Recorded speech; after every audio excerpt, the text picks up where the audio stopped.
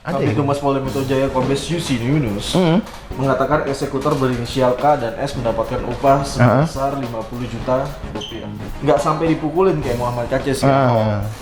Cuman pelakunya sama. Hah, maksudnya? Nah, katanya pelakunya juga sama.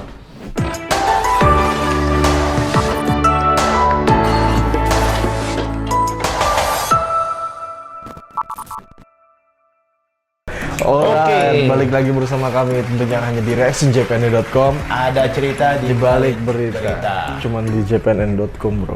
Nah, bareng saya Sergi. Sebenarnya saya Aristo Dwi Darmawan Sulistiansono. Nih kayak yang udah-udah, Mas. Kita juga akan membahas 5 berita terpopuler di JPNN yang kalau saya ini ya, breakdown ini apa ya? Highlight ya. Reaksi Kalau kita reaksi. Ya, kita highlight ini soal berita 2 TNI yang gugur di tanah Papua ini lagi-lagi, Mas. Lagi-lagi. Bukan TNI ini, maaf. Ini dari anggota BRIMOB. Anggota BRIMOB. Kalau yang kemarin TNI ini anggota BRIMOB yang tewas dalam baku tembak. Dan Terus ada juga yang membahas viral tentang soal Muhammad Kece, Mas. Masih soal Muhammad Kece yang lagi. sedang menjalani penahanan. Oke, selengkapnya hanya di reactionjpn.com. Kali ini kita bacain berita populer kelima dan biarkan Bung Sergi yang membaca. Bung Sergi, boleh. Saya Bung Sergi. Ini saya bacakan ya, Silahkan. Mas Bro. Ini beritanya, bisa dibilang ini berita duka. Berita duka semua. Ini ada anggota BRIMOB Kelapa II, namanya pangkatnya Baratu, namanya Waduh, ada geledek nih. Ini Kita lagi menandakan langit juga berduka, bro. Iya, menandakan langit berduka. Saat bridging. Jadi pangkatnya Baratu, namanya Muhammad Kurniadi. Jadi dia ini dilaporkan gugur dalam insiden baku tembak antara TNI Polri dengan kelompok kriminal bersenjata atau KKB di Kiwirok. Kiwirok lagi, bro ya? Kiwirok lagi. Kemarin juga Iya, Kiwirok ya, Kiwirok sama TNI. Ini kayak dalam tanda kutip kayak Zona Gazanya, merah. Gazanya Papua ya jadinya. Jadi Baratu Muhammad Kurniadi bertugas di Kiwirok dan tergabung dalam Satgas Nemangkawi. Oke. Insiden baku tembak antara TNI dengan KKB sendiri berawal pukul 4.50 WIT ketika terdengar bunyi tembakan dari arah depan Mapolsek Kiwirok, Mas. Ngeri.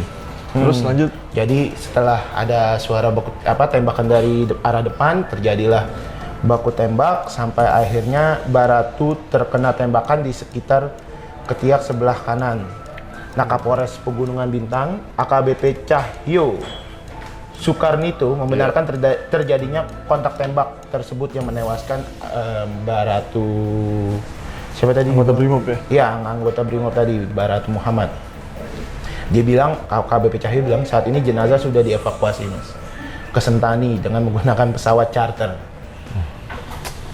Pilu ini ya? memang ya bukan kejadian sekali ya. Ini dan di Kiwirok lagi ya? Kiwirok lagi. Ya benar. Kemarin juga sempat ada baku tembak, terus juga ada nakes yang sempat diculik. Sekolah dibakarin ya. Sekolah dibakarin dan di Kiwirok juga itu ya. Kiwirok juga. Dan evakuasi jenazah nakes juga sempat ada baku tembak. Ya ini lagi-lagi Papua masih kabarnya soal duka ya di Papua ya. Semoga kabar-kabar soal duka di Papua bisa Dihilangkan ya. berakhir lah ya. Bisa berakhir. Kejadian terakhir ya, bro ya. Amin. Yang mudah-mudahan ya, kita berduka terus berduka. Kita terus mendoakan juga untuk para korban di sana. Siap. Oke, kita bacain komentar kalau gitu. Boleh, Mas Bro. Oke. Komentar yang pertama dari aplikasi jpn.com, folder berita jpn.com juga dari Mas Andi Harto. Bilang seperti ini, negeri ini katanya punya Kopassus yang hebat kelas dunia, kok nggak dikerahkan secara maksimal. Dia lebih mengutamakan tindakan eksekutif ya, atau kekerasan juga ya untuk menyelesaikan soal Bukan diplomatis jadinya. Bukan diplomatis. Ya, tapi memang itu bisa jadi salah satu jalan, cuman banyak jalan ya untuk menyelesaikan. Kalau kayak persoalan. gini kan opsinya jadi mikir ya, kalau misalnya di lama-lama juga nyawa juga. Iya sih, lebih banyak lagi.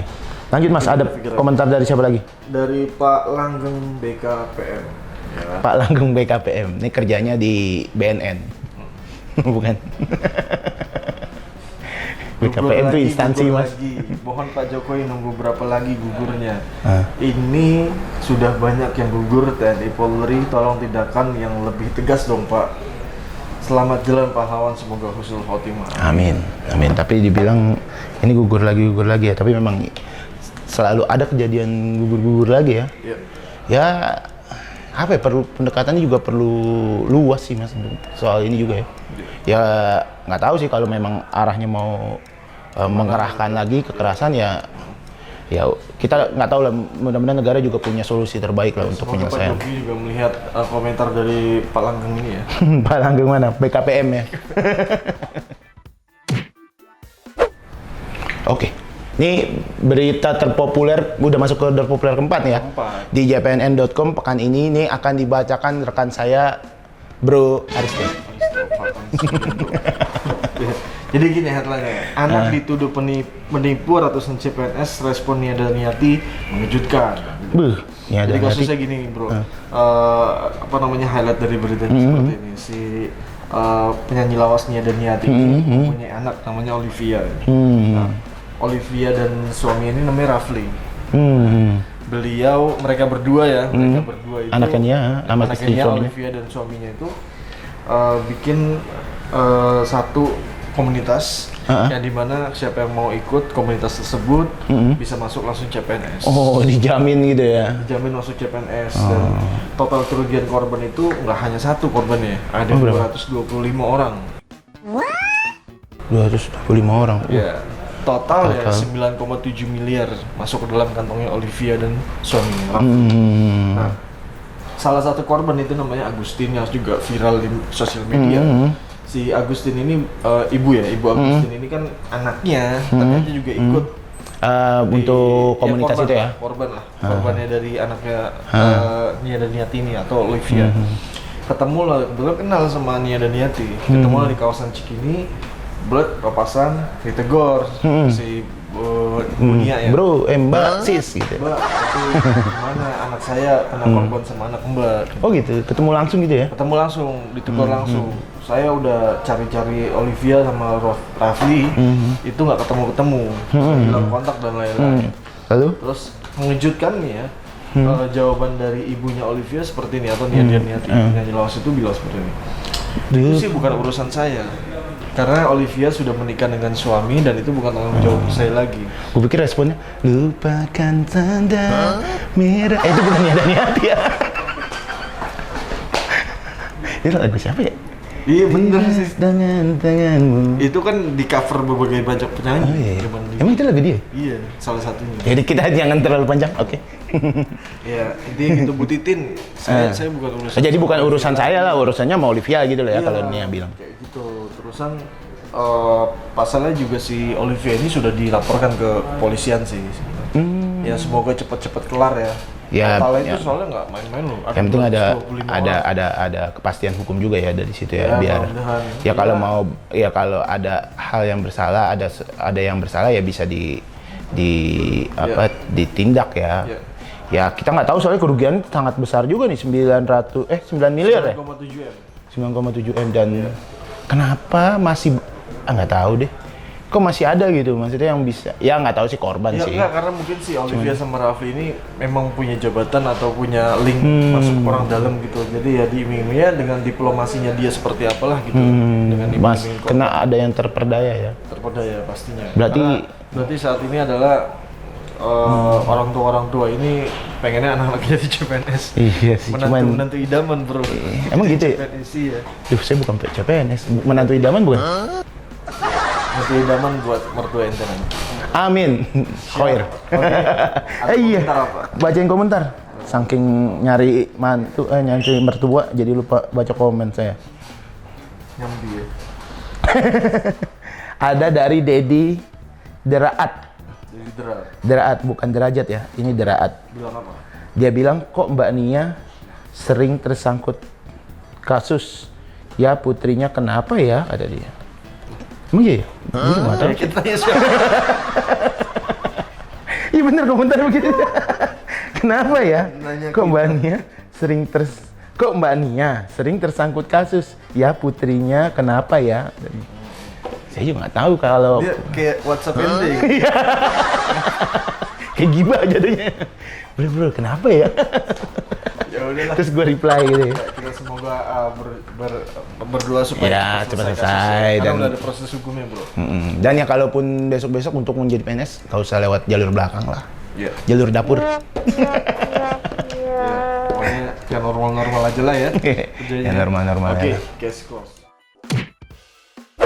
Nih ke tiga nih bro. Gini ya maksudnya. Ini mau menjelang 2024, Hah. biasanya kasus ini digoreng. Waduh, Biasanya jangan kasus sampai ini dong digoreng. nih. Tapi Ini ternyata ini bukan gorengan kasus, tapi Bukan. ini kenyataan. oh kenyataan ya. Itu ada tersangka, ada korbannya juga keringkus. Korbannya ada jelas ya semua. Ngomongnya seperti ini. Gimana mas bro? Penembak Ustadz di Tangerang sebegini tarif pembunuh bayaran motifnya, ya ampun. Gimana ceritanya Jadi mas bro? ada dua angle yang kita baca di sini.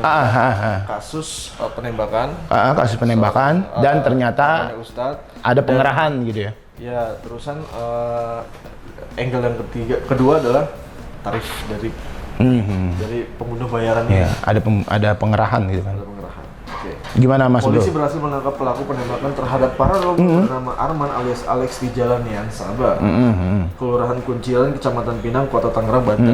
Dekatnya, bro. Paranormal jadinya tuh. Paranormal tapi berbau agama, jadi kayak ustadz-ustadzan gitulah. Gitu. Kabid Humas Polda Metro Jaya Kombes Yusin Yunus mengatakan eksekutor berinisial K dan S mendapatkan upah sebesar 50 juta rupiah. Oke. Usai menembak pria yang oleh masyarakat sering dipanggil ustadz. Oh, tapi polisi bilangnya Paranormal. menganggapnya paranormal. Ya karena ustadz ini kan labelnya banyak ya. Artinya orang ini diustadskan oleh Masyarakat, Ya, tetapi diakui sama negara. paranormal. Lanjut mas bro. Iya, jadi ini kadarnya masyarakat yang rendah atau gimana? Iya, lanjut. Ya, ente juga bisa pakai bagamis, pakai ini, Iya. dibilang Habib. Kayak Habib Novel. Dan aksi penembakan itu terjadi di depan kediaman korban di Pinang, Kota Tangerang, Banten. Nah, kasusnya ini sebenarnya udah lama, dari tahun 2010 kasusnya. Oh, jadi Nah, persoalannya. Jadi si inisialnya M yang ngebayar K sama S ini, seorang eksekutor, dia yang bayarin M. Inisial M ini diduga punya dendam kesumat. Ya sama yang korban yang dianggap ustadz Paranormal. sama masyarakat. Iya, sama masyarakat. Tapi dianggap paranormal. Sama polisi. Polisi lanjut. Oke. Ya biar nggak digoreng beritanya. Iya benar. Nah, ya jadi seperti itu. Nah, ini agak keren sih, Bu. Maksudnya kompleks sih. Keren itu kompleks. Jadi kayak di film serial killer. Waduh. Iya karena Ada season-season itu. si korban ini ternyata pernah menyetubuhi istri dari M tahun 2010, cuman baru tahu pas 2012. Baru punya duit 2021.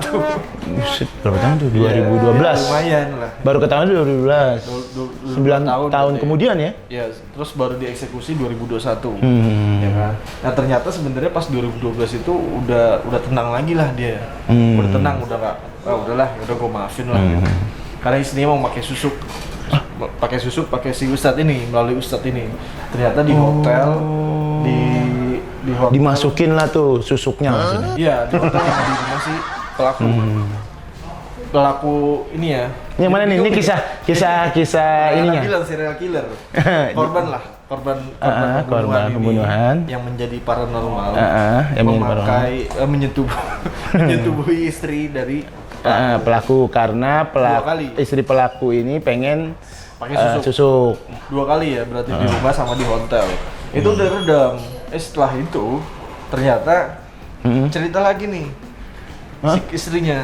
Istrinya cerita lagi. Kakak ipar si M ini, kakaknya si istrinya Kakaknya si, iya. pakai juga, disetubuhi juga. Susuk juga tuh. Susuk juga. Tapi polisi mengatakan kasusnya ini ternyata si kakak iparnya ini ada hubungan khusus sama si paranormal. Paranormal gitu ya. Angle seperti itu. Kompleks kan? Panjang ya? Keren jadi novel. Mau film. Nah, Novel bagus. ternyata Baru dipecat. Terus? Nah, yang dikeluarkan si M ini sekitar 60 jutaan.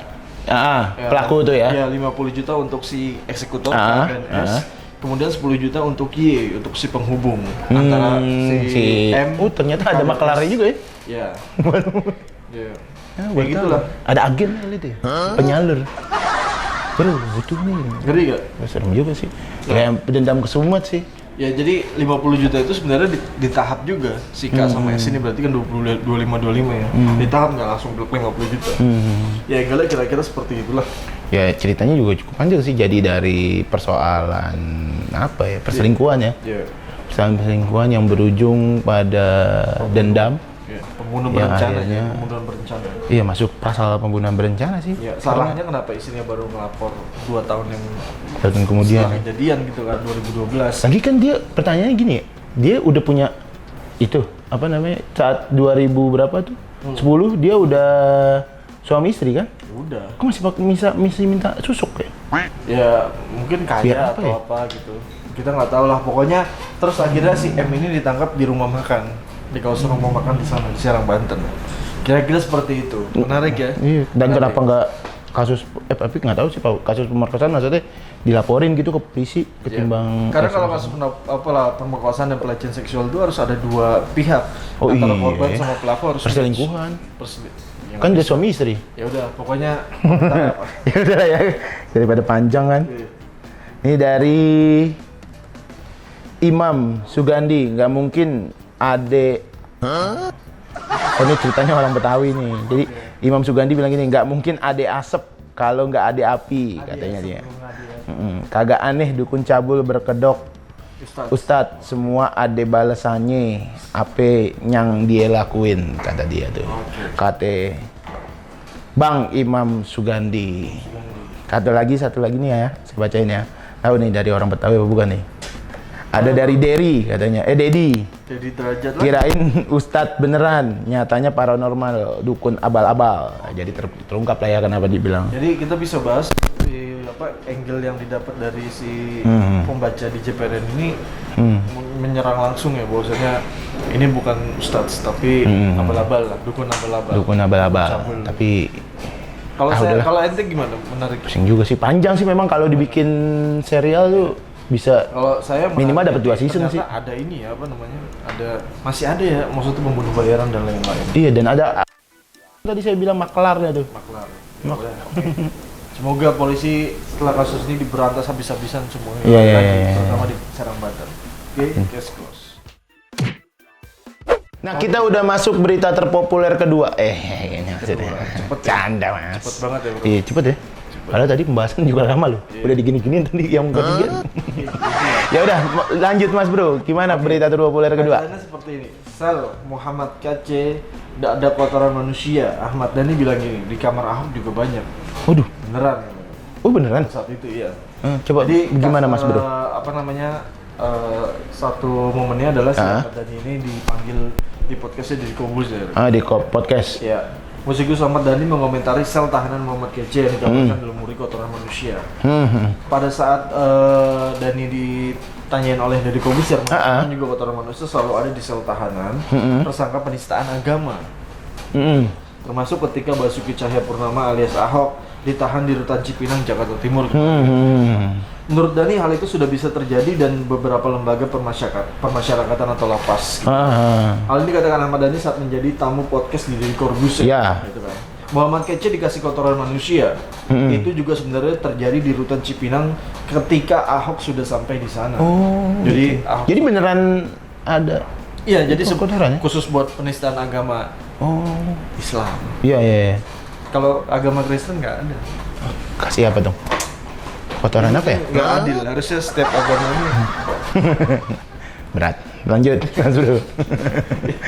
Muhammad KC dikasih, Bapak 5 anak ini si Ahmad Dhani menjelaskan para tahanan yang dibenci Ahok sudah menyiapkan kotoran manusia untuk menyambut tersangka penistaan agama Islam itu pada Mei 2017 lalu. Gitu kan.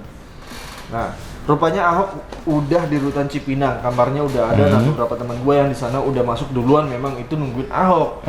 Terus yang jadi headline-nya seperti ini. Dan nggak sampai dipukulin kayak Muhammad KC sih. Cuman pelakunya sama. Hah, maksudnya? Nah, katanya pelakunya juga sama. Pelaku yang ingin Muhammad KC itu namanya Ahmad Dhani juga punya. Oh gitu? Iya. Jadi masih dia dari kasus Ahok sampai sekarang masih di penjara? Iya, menurut Ahmad Dhani yang melakukan pemukulan di Muhammad KC itu nggak hanya satu orang, tapi ada beberapa orang. Gitu. Dan itu salah satunya pelakunya sama juga yang ingin si Ahok. Kayak gitu.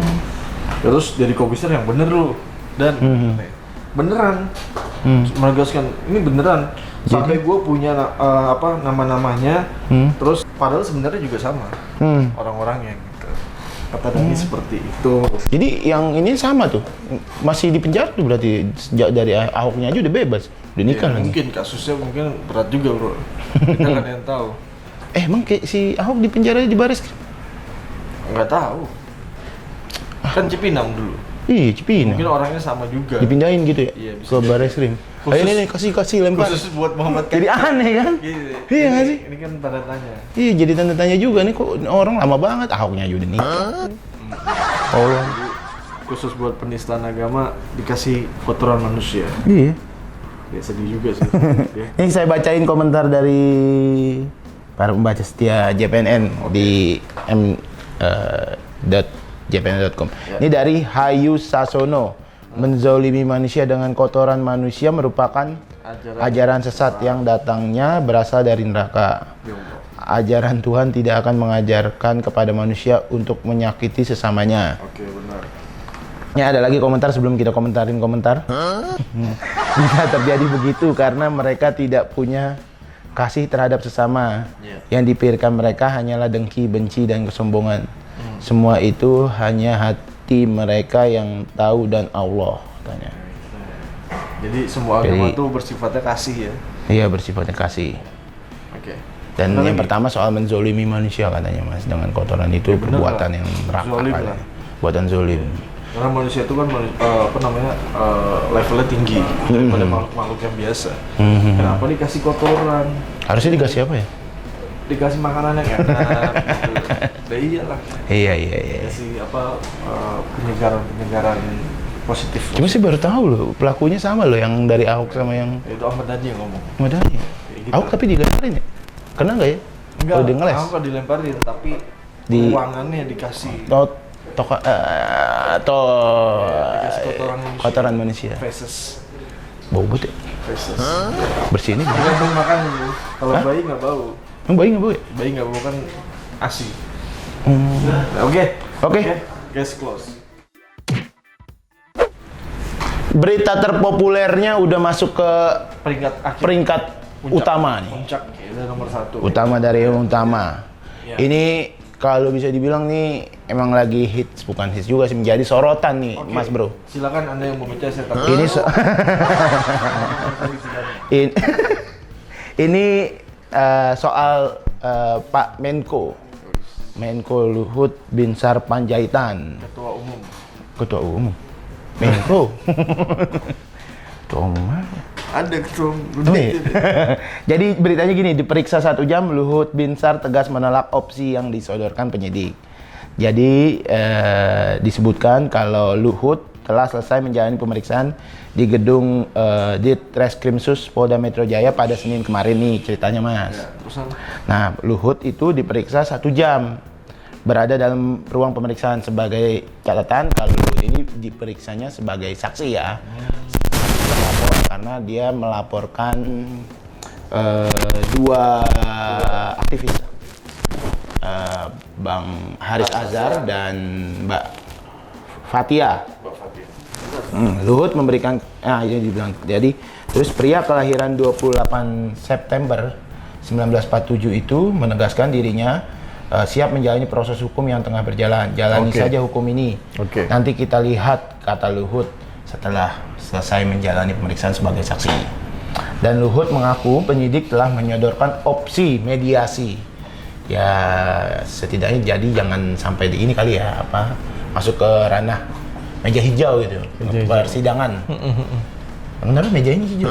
Iya, itu kiasan bro, kiasan. Meja merah.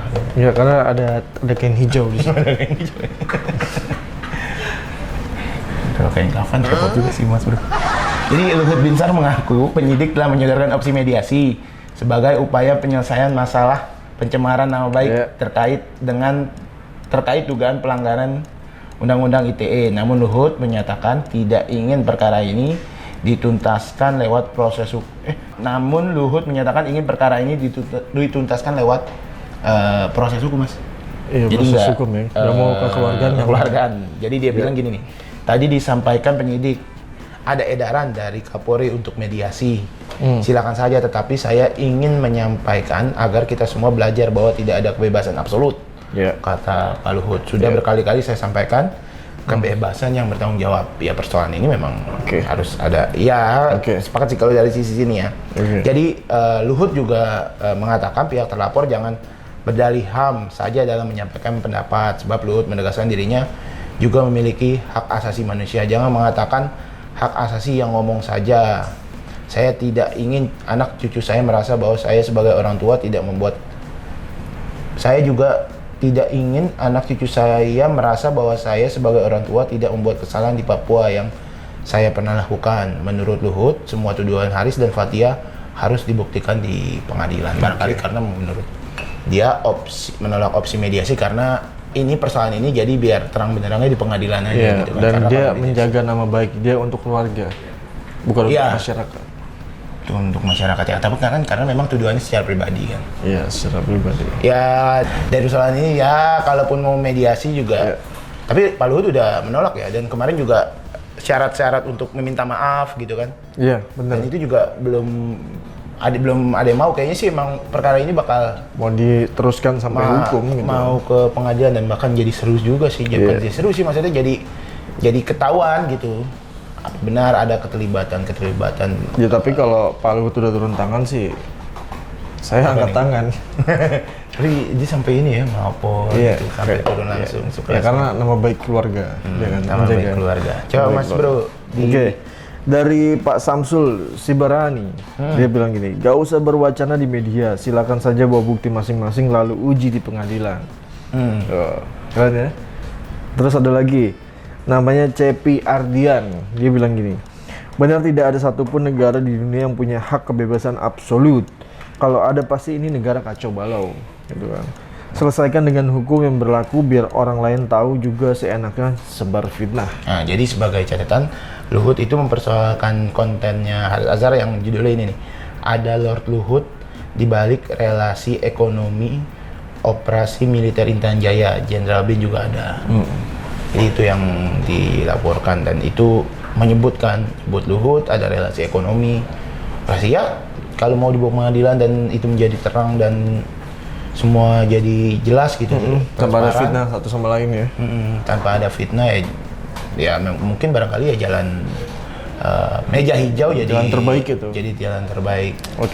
Ya, semoga juga semua dapat terang benderang keadilan lah.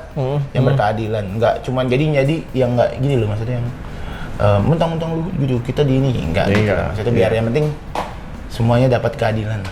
Itu termasuk intinya. Termasuk Bang Haris, termasuk Mbak Fathia. Semoga ya. Case close. Udah 54321 sudah dibacain semua berita populernya. Yang paling entes juga yang mana? Lord Luhut. Keren ya. Dia walaupun tinggi tetap Menko Luhut. Lord Luhut menurut berita menurut ininya Susu Luhut. Susu Huate kan. Ya udah. Luhut. Kalau Mas Bro beritanya yang mana? Yang menarik yang itu yang bikin serial killer itu. Pembunuhan itu. Bisa berapa season ya? Itu kalau jadiin ini. Keren. Soalnya Cyanida juga ada filmnya kan. Ada? Ada serial deh. Nonton aja ntar di mana? Ya di internet lah. Jangan sebut merek, ente mancing-mancingan gitu. Ya udah, pokoknya terus pantengin terus reactionjpnn.com. Jangan hanya mantengin juga ya, tapi pantengin juga tuh baca-baca berita-berita JPNN. Tapi kalau malas baca ya nonton reaksi aja. Ya kan? Tapi ya kalau kita ada salah-salah kata nih, kita mohon maaf bagi para ya bila mana kami punya para viewers. Kalau kita punya salah-salah kata, mohon dibuka pintu maaf. Pintu maaf ya. Ya semoga semua termaafkan. Ya. Amin. Jangan sampai di meja hijau lagi. Jangan sampai di. Oke. Kan kita judulnya nggak sampai luar gitu. Iya. Oke, terus di subscribe terus kalau belum subscribe cuma sekedar nonton video dari share link teman-teman, di like juga, di komen juga biar kami juga terus semangat Dikritik membuat juga nggak reaksi apa-apa, ini. asal Ya kritik membangun. membangun. Ya semua kritik membangun. Sih boleh. Oke. Emang cuma kritik doang yang membangun? Iya, kalau pujian itu malah itu palsu menurut saya. Kalau kritik itu asli. Boleh. Oke. Siap, keren. Saya Sergi. Saya Aristo, ini baru beneran nih. Ya, semua udah tahu. Kami pamit. Salam. Ya.